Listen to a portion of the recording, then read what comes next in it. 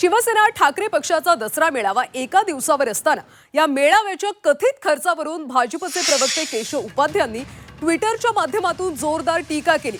9 हा आकडा लाभदायक असल्याचं कुणीतरी सांगितल्यापासून शिवसेना ठाकरे पक्षाचे सगळे व्यवहार या आकड्यांवर अवलंबून असतात अशी टीका उपाध्ये यांनी केली।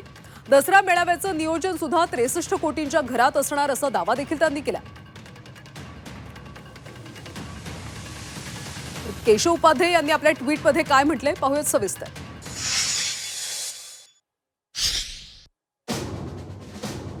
केशव उपाध्ये यांनी आपल्या ट्विटमध्ये म्हटलंय 9 हा आकडा लाभदायक असल्याचं कुणीतरी सांगितल्यापासून शिवसेना उद्धव बाळासाहेब ठाकरे पक्षाचे सर्व व्यवहार या आकड्यांवर अवलंबून असतात।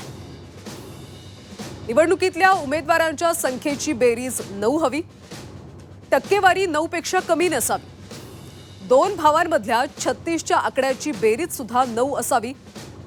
याची नेहमीच काळजी घेणाऱ्या पक्षाच्या दसरा मेळाव्याचं नियोजन सुद्धा 63 कोटींच्या घरात असणार अशी माहिती सूत्रांनी दिली।